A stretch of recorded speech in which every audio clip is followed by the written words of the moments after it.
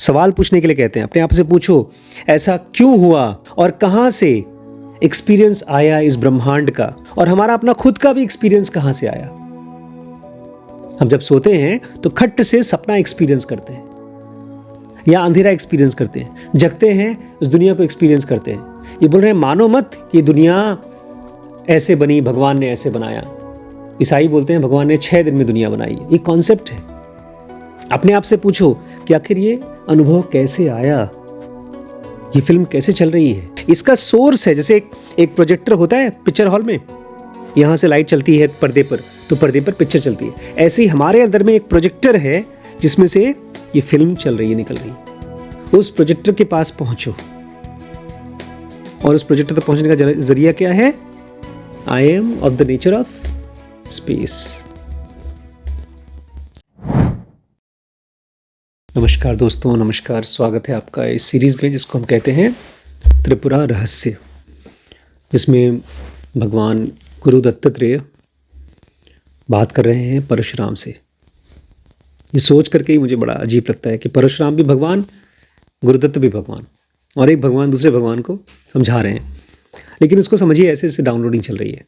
एक बड़ा कंप्यूटर में से एक दूसरे कंप्यूटर में डाउनलोडिंग हो रही है। मेरा फ़ोन आजकल काम नहीं कर रहा था, ये कई दिनों से काम नहीं कर रहा था। मैं लेकर गया तो उन्होंने कहा कि सॉफ्टवेयर को फिर से डालना पड़ेगा। तो उन्होंने मेरा सारा डाटा क्लियर कर दिया, सब खत्म, पासवर्ड सब खत्म, सब जो ऐप डाउनलोड किया था सब ज़ीरो कर दिया और फिर डाउनलोड करके लगा दिया। तो एक है सादा फ़ोन और एक है भरा हुआ फ़ोन। तो भरे हुए फ़ोन में से सादे फ़ोन में डाउनलोडिंग चल रही है। तो भगवान मतलब हमारा ही वो रूप जिसके पास वो सारे फाइल्स अपलोडेड पहले से हैं, स्टोर रूम है, और हम एकदम सादे नए नवेले मोबाइल फ़ोन जिसको डाटा चाहिए ढेर सारा। आज आपको एक मंत्र देंगे, बहुत ही सिंपल मंत्र है, लेकिन उसको समझ करके रिपीट करना है। आमतौर पे जो हम मंत्र वगैरह रिपीट करते हैं ना, बल्कि हम लोग रिपीट भी नहीं करते। मैं अभी गांव से आया, सुबह 5 बजे नहाने जब बाथरूम में गया तो कोई मंदिर में लाउड स्पीकर लगा हुआ है, जय हनुमान ज्ञान गुण सागर चल रहा है खूब जोर जोर से। लोगों को लगता है कि मंत्र कान में जाए चमत्कार हो रहा है, भक्ति भाव विभोर हो रहे हैं। लेकिन कोई भी आवाज़, कोई भी शब्द अगर वो जा कर के मुझे, मेरे मन को डिसॉल्व नहीं कर रहे हैं, शांत नहीं कर रहे हैं, तो वो काम नहीं कर रहे हैं। अच्छा, बहुत बार भ्रम होता है। आप अगर भजन कीर्तन सुनते रहते हैं तो बहुत बार भ्रम होता है शांति का। अभी माघ मेला लग रहा है ना इलाहाबाद में, पता है कितने लोग इकट्ठे हो रहे हैं? 42 करोड़। इंडिया की पॉपुलेशन है 130 करोड़, बल्कि और ज़्यादा पॉपुलेशन है। और कुछ लोग मिले थे, मुझे बता रहे थे बहुत मज़ा आएगा वहाँ। तो मज़े के लिए लोग अब मंत्र जप करते हैं। लेकिन आपको जब इस मंत्र को रिपीट करना है तो सोचना है कि ये क्या बोल रहा है, क्या करने के लिए कह रहा है। क्योंकि गुरुदत्त कहते हैं कि अगर तुम चेतना हो तो तुम स्पेस से भी पहले आए हो। इस ब्रह्मांड में सबसे पहले स्पेस आया था, खाली जगह। वैसे तो इस ब्रह्मांड में सब जगह पर केवल ईश्वर ईश्वर है, लेकिन उस ईश्वर में एक जगह पर साफ किया गया कि वहां पर दुनिया बनाया जाए। खाली जगह किया गया। किस चीज से खाली किया गया? भगवान से खाली किया गया। और फिर वहां पर स्पेस आया। स्पेस के बाद आग आया, हवा आई, मिट्टी आया और पानी, ये सब आया। लेकिन सबसे पहले स्पेस आया। गुरुदत्त कहते हैं कॉन्शियसनेस उससे भी पहले आई। जो तुम हो चेतना, तुम उससे भी पहले आए, स्पेस से भी पहले आए। इसका मतलब तुम्हारा स्वभाव स्पेस से भी ज़्यादा हल्का है, सॉफ्ट है, सूक्ष्म है। आप पूछ रही थी कि लाइफ का पर्पस कैसे मिलेगा। एकदम एम्प्टी स्पेस से भी पतला हो जाए। एम्प्टी स्पेस से पतला मतलब जब किसी को सुने तो एकदम वैक्यूम बन जाए। क्या बोल रहा है, क्या बोल रहा है, अच्छा ठीक है रुको, और क्या बोल रहा है। हो सकता है सबके साथ नहीं कर पाए आप, लेकिन कम से कम एक के साथ करें। कृष्णमूर्ति क्या करते थे, अगर हस्बैंड वाइफ 24 घंटे साथ पे रहते हैं तो कम से कम एक को तो सुनो ध्यान से। तो गुरुदेव कहते हैं सोने से पहले, बिस्तर पे सोने से पहले खुद से ये बताओ, आई am of the nature of space. मेरा स्वभाव स्पेस की तरह है, खाली जगह की तरह है।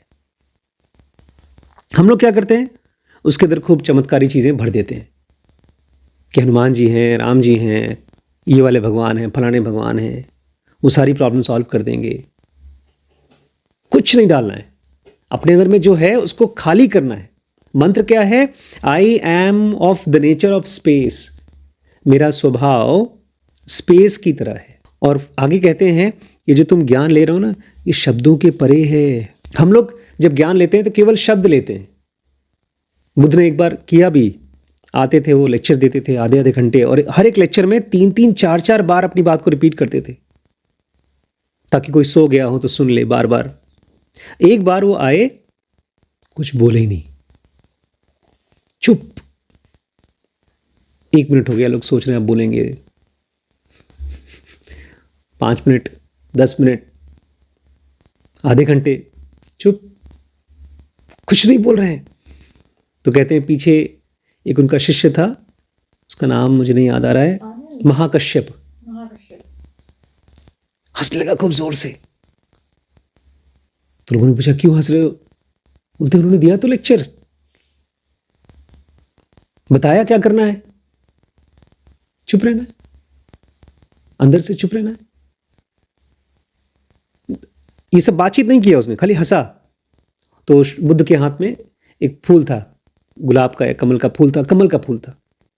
तो बोलते हैं लो, जो शब्दों से मैं दे सकता था बाकियों को दिया, और जो चुपचाप दे सकता था वो मैं तुमको दे रहा हूं, तुमने ले लिया। असल में ये जो देखिए 2 तरह की नॉलेज होती है। तो शब्दों से, जो एक तो आप शब्दों से दे सकते हो किसी को, बिजनेस कैसे ग्रो करना है, आपने कहीं देखा किसी को बता दिया, म्यूचुअल फंड क्या होता है, आईपीओ क्या होता है, ये सब आप शब्दों से दे सकते हो। और जितने अच्छे शब्द होंगे उतना अच्छा नॉलेज ट्रांसफर होगा। लेकिन ये नॉलेज, अपने आप को स्पेस बनाने का नॉलेज शब्दों से नहीं होता, शब्दों के परे है। आगे ये भी कहते हैं कि इस ज्ञान को तुम 2 चीजें जो सब कर रहे हैं उससे नहीं पा सकते। एक तो ऑस्टेरिटीज, मतलब तपस्या, से रावण किया करता था भाई, खूब घोर तपस्या कर रहा है, उसके बाद मांगा क्या, फिजिकल वर्ल्ड में ताकतवर होना है। बेचारा समझ नहीं पाया, यहां के नियम ही नहीं समझ पाया। ये तो ऐसे है आग की भट्टी में बोल रहे हैं कि मुझे यहां पर जलना नहीं है, और रह रहे हैं आग की भट्टी में। तपस्या से नहीं मिलेगा, और दूसरा जप करने से भी नहीं मिलेगा, क्योंकि ये ज्ञान क्या है, शब्दों के परे है। जप करके तो खाली आवाज आएगी मन के अंदर में, और एक इमोशन क्रिएट होगा। ये भगवान जी का जप कर रहा हूं, तो जैसे भगवान की उन भगवान जी की फोटो देखी तो अंदर गुदगुदी हो रही है, अच्छा लग रहा है, एक सपना क्रिएट होता है जब से। कहते हैं जो ज्ञान मैं आपको दे रहा हूं, इसको भगवान श्री कृष्ण ने खुशी और प्यार की वजह से दिया था अर्जुन को। कहते हैं ज़्यादातर लोग जब अपने आप को जानने की कोशिश करते हैं तो रिचुअल्स में अपने आप को फंसा लेते हैं। रिचुअल्स मतलब, हाँ, दिया जला देना, वो मंत्र पढ़ देना, आज गुरुवार है तो ये मत करना, एकादशी के दिन व्रत करना, दिवाली का दिन है तो ऐसे पूजा होनी चाहिए। पतंजलि योग सूत्र में कहा गया है भाई यम नियम आसन प्राणायाम, तो सारे के सारे मेथड्स को अच्छे से रट लो। तरीकों में फंस जाते हैं, बजाय सीधे शांत रहने के लोग तरीकों में फंस जाते हैं। ऐसे लोगों को कुछ मिलता नहीं है, लेकिन हाँ विजन मिलते हैं, दृश्य मिलते हैं, भगवान के चमकीले चमकीली चीज़ें दिखाई देती हैं, और लोग उसी में खुश हो जाते हैं। मैंने चीज़ देखी है, लोग पता है चाहे स्पिरिचुअलिटी में, चाहे इवन फिजिकल वर्ल्ड में, सक्सेस में लोग क्यों नहीं ग्रो कर पाते। कृष्णमूर्ति इसको कहा करते थे, because people get satisfied at one level. मान लीजिए मेरा गोल ये है कि मैं अच्छी नौकरी चाहता हूँ, एक मिल गई 30-40-50 हज़ार की नौकरी मिल गई, सेटिस्फाइड हो गया, ज़िंदगी भर ऐसे चलती है। एक मेरे चाचा हैं, उन्होंने पूरी ज़िंदगी एक ही कंपनी में जॉब की, ऑलमोस्ट 30 साल तक, 25-30 साल तक काम किया, रिटायर हो गए। एक बार मैं कोई किताब लेकर आया था, शायद रिच डैड पुअर डैड ऐसी कोई किताब लाए थे पैसे के बारे में। मैंने कहा चाचा बड़ी अच्छी किताब है, इसको पढ़ने से नॉलेज मिलेगा, पैसे के बारे में ज्ञान मिलेगा। बोलते हैं हमको जितना ज्ञान चाहिए उतना हमारे पास है। सेटिस्फाइड हो गए वो। अगर आप किसी भी एक लेवल पे सेटिस्फाइड हो जाते हैं तो उसके आगे नहीं बढ़ते। बहुत से लोग ना इसलिए भी सेटिस्फाइड हो जाते हैं क्योंकि उनको लगता ही नहीं है कि पॉसिबिलिटी भी है। एक भाई साहब को मैंने अभी देखा, उनके घर में इतनी गरीबी है बट वो खुश हैं कि मेरे पास 2 दुकान है और 2 दुकान का किराया आ रहा है। जितना किराया आ रहा है उससे घर में खाली खाना बनता है बस, और साल में एक बार शायद सभी जन को कपड़ा आ जाता है। जब दवाई का खर्चा करना होता है तो मांगना पड़ता है, और हमेशा दुखी और परेशान रहते हैं, लेकिन सेटिस्फाइड है उसी में, और खोजने का और मेहनत करने का मन ही नहीं करता। ऐसे ही हमने कहीं किताब में पढ़ लिया कि ये चीज़ भगवान है और पूजा पाठ करने से भगवान मिल जाएगा, तो पूजा पाठ कर रहे हैं, नहीं मिले न मिले कुछ फ़र्क नहीं पड़ता, सेटिस्फाइड है उसी से। लोग भजन कीर्तन करके मंदिर बना के सेटिस्फाइड हैं। ये बहुत इंपॉर्टेंट वर्ड है, सेटिस्फाइड। अगर आप सेटिस्फाइड हो गए, आप पूरी तरह से मुक्त नहीं हुए लेकिन सेटिस्फाइड हो गए, तो मुक्त नहीं होंगे आप।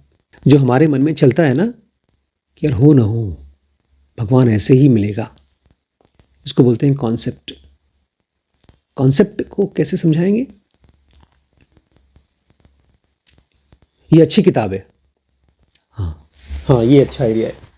मैं आपसे कह दूं ये बहुत अच्छी किताब है। क्यों? क्योंकि कृष्णमूर्ति की है। तो अब आप दोबारा इस किताब को देखेंगे, बोलेंगे यार बड़ी अच्छी किताब है। क्यों? कृष्णमूर्ति की है, मुझे पता नहीं, लेकिन सर बोल रहे थे बड़ी अच्छी किताब है। तो आपने रियलिटी में उस बात को जाना ही नहीं, खाली किसी की बात दोहरा रहे हैं। ये कॉन्सेप्ट है। जैसे फिलॉसफी में पूरी की पूरी फिलॉसफी कॉन्सेप्ट से भरी हुई है। फिलॉसफी एक सब्जेक्ट है, वो कॉन्सेप्ट है। कॉन्सेप्ट मतलब दिमाग में चलने वाले बिलीफ। हाँ, इस बार क्या हुआ, बड़ी अजीब चीज़ हुई। मैं बैठा था बगल में, यहाँ पर मेरे चचेरे दादा बैठे थे, यहाँ पर एक आदमी बैठे थे, मेरे को देखा मुस्कुराने लगे। पहली बार मैं मिला उनसे, मैंने कहा अरे आप कौन? मैं पैर छू रहा था, तो बोलता अरे मेरा पैर मत छूइए, हम ठाकुर हैं। मुझसे उम्रदार थे। दादाजी बोले हाँ तुम यार किसी से पैर छुड़ाते रहते हो? पैर नहीं छुआना तुमको, देखो बामन आदमी। ये कॉन्सेप्ट है। फिर श्रीश आया, श्रीश ने सबके पैर छुए, उनका पैर छुआ। दादाजी बोलते तुम अपने माथे पर पटरी लगा लो कि मैं ठाकुर हूं, कोई भी अगर तुम्हारा पैर छू रहा है। बेचारा उठकर पीछे बैठ गया। ये कॉन्सेप्ट है, और ये फिक्स्ड है लोगों के अंदर में। ऐसा इंसान कभी भी खुद को नहीं जान पाएगा जो कॉन्सेप्ट्स पे बिलीव करता है। फिर वो आदमी मुझे बताता है डॉक्टर साहब आपने 20 साल पहले हमारे गांव में एक वैक्सीनेशन कैंप किया था हेपेटाइटिस बी का, हमने आपके साथ काम किया था, हमने सुई लगाई थी। वो बात करने के लिए आता था, फिर जाके पीछे बैठ जाता था, कहीं और कोई अगर घर का बच्चा पैर न छू ले। लेकिन वहाँ सारे बच्चे ट्रेंड थे, वो जानते हैं कौन ठाकुर है, कौन क्या है, किसके पैर छूने किसके पैर नहीं छूने। जो सेल्फ नॉलेज है, खुद को जानने का जो ज्ञान है, शब्दों के परे है और वो एटर्नल है। ये बड़ी इंपॉर्टेंट चीज़ है। बार बार गुरुदत्त और सभी स्पिरिचुअल टीचर बोलते हैं एक चीज़ है जो टाइम बाउंड है, समय में बंधा है, और एक चीज़ है जो एटर्नल है। और जब तक हम समय में बंधे वाले चीज़ को छोड़ेंगे नहीं, तब तक एटर्नल में जा नहीं पाएंगे। और छोड़ेंगे कैसे? छोड़ने का तरीका क्या है? चुप। अपने नेचर को पहचान कर। हमारा नेचर कैसा है? I am of the nature of space. Space से भी ज्यादा बारीक हैं हम। सवाल पूछने के लिए कहते हैं, अपने आप से पूछो ऐसा क्यों हुआ और कहां से एक्सपीरियंस आया इस ब्रह्मांड का, और हमारा अपना खुद का भी एक्सपीरियंस कहां से आया।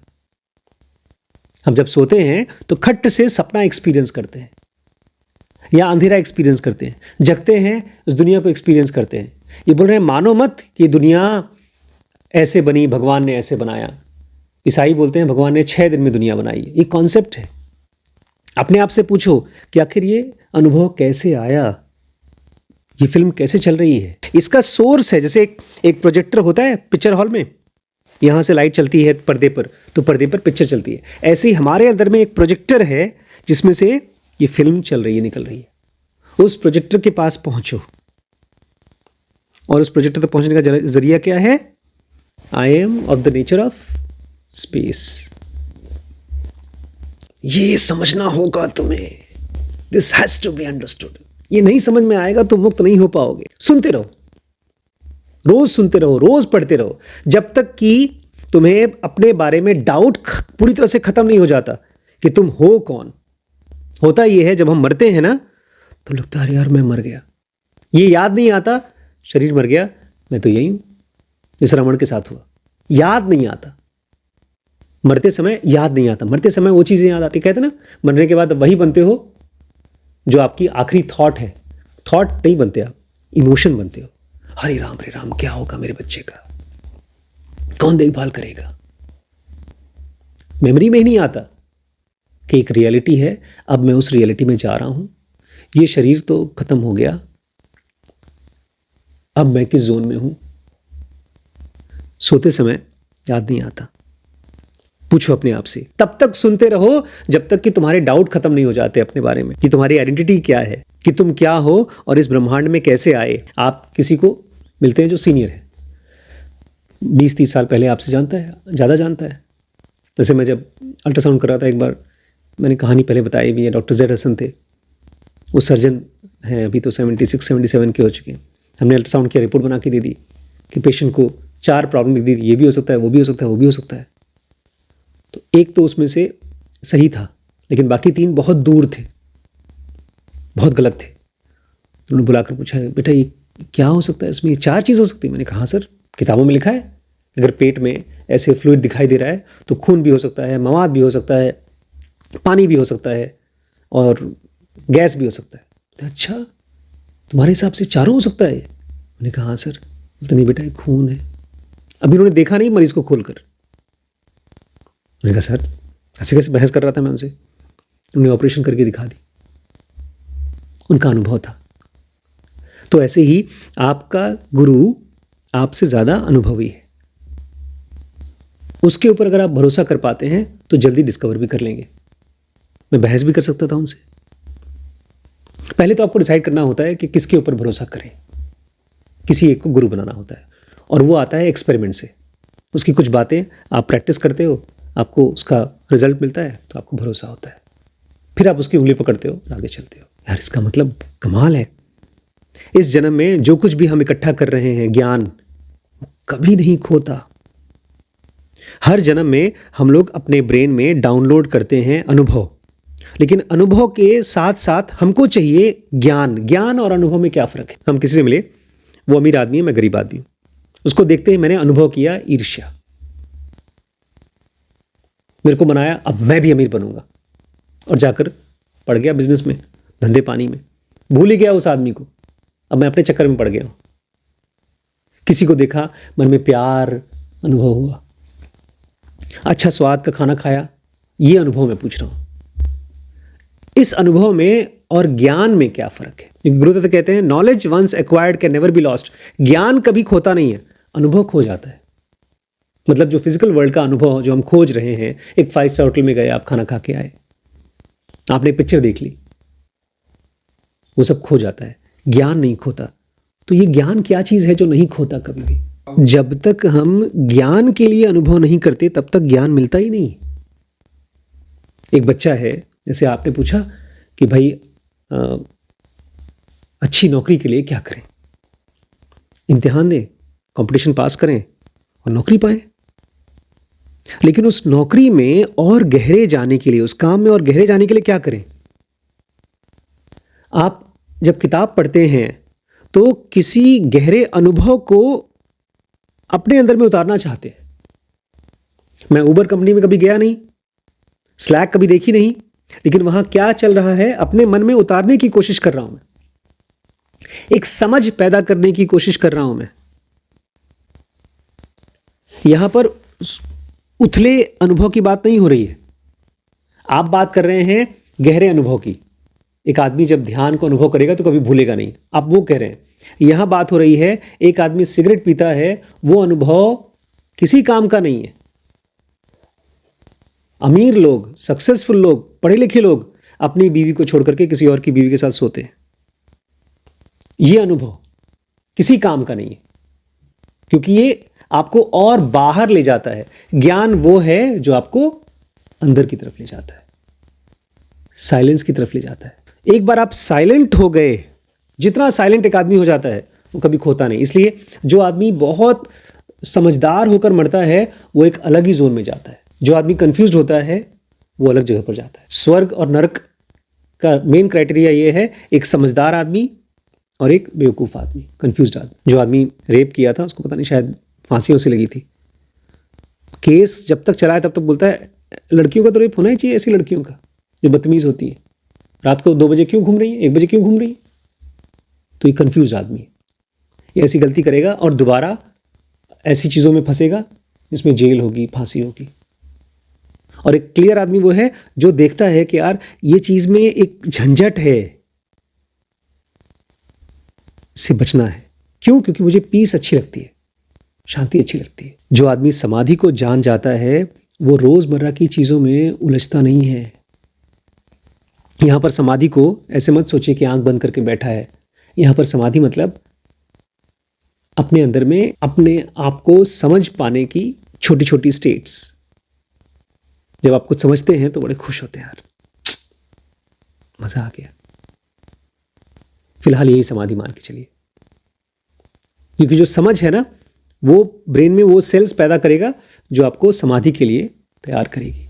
इस तरह की जो ज्ञान है ना, इससे कोई फ़ायदा नहीं होगा अगर आपको अपने गुरु के ऊपर विश्वास नहीं है, फेथ नहीं है। आप बातें तो सुन लेंगे लेकिन एक्सपेरिमेंट नहीं करेंगे, बोलेंगे वो आपके मन में ऐसे विचार आएंगे, भाषण देना शुरू कर दिया। इसके नुआंसेस में नहीं जाना चाहेंगे, आखिर ये बोला क्या। स्पेस, मैं स्पेस हूं तो कैसा होता है स्पेस, और मन के अंदर स्पेस कैसा महसूस होता है। बहुत हल्का लगता है। मुझे याद है जब बड़ी मम्मी आज से 15 साल, 17 साल पहले, 15 साल पहले नाराज़ हो गई थी। मैं भी परेशान हो गया। वो नहीं खा रही थी, मैं भी नहीं खा रहा था। फिर जब 3 स्टेप किया, लेटे थे, अचानक से हल्का लगा। फिर मन में विचार क्या आया, वो बेचारी खाई नहीं है। उसके पहले विचार एकदम पकड़ के रखे थे, सुनती नहीं मेरी बात, नाराज हो जाती है। और जैसे ही अंदर में एक स्पेस क्रिएट हुआ, 3 स्टेप किया, बेचारी भूखी होगी यार, क्या चल रहा होगा उसके दिन भर। ये लिसनिंग चलती है, स्पेस। गुरुदत्त कहते हैं कृष्ण ने एक अल्टीमेट ज्ञान दिया कि ये ब्रह्मांड कैसे दिखता है और कैसे गायब होता है, जबकि अनमैनिफेस्ट जो ईश्वर है, जो अदृश्य है, वो हमेशा रहता है। कृष्ण ने ये अल्टीमेट ज्ञान दिया कि कैसे पूरा ब्रह्मांड आता है, दिखता है और खत्म हो जाता है, जबकि जो रियलिटी है, जो ईश्वर है, वो अनमैनिफेस्ट है, वो कभी दिखता नहीं और वो हमेशा रहता है। इस चीज़ का ज्ञान कृष्ण ने दिया अर्जुन को। इसलिए जो अल्टीमेट है उसका रूप स्पेस वाला है। सोते समय खुद को क्या बोलना है, I am of the nature of space. मेरा स्वभाव स्पेस की तरह है। वो स्पेस में शब्द जहां घूमते हैं वो नहीं, स्पेस की तरह। और यही सोचते सोचते, समझते समझते सो जाना है। कुछ दिन ट्राई करके देखिए। ठीक है। स्पिरिचुअलिटी का नाम है जैड, बिजनेस की कोर्स की सीरीज का नाम है WBX, डिसीजन मेकिंग का नाम है BDM। और अगर मेरे साथ पर्सनली आप सीखना चाहते हैं तो ZP नाम का हमने एक प्रोग्राम चालू किया है, ज़ेनो का पर्सनल।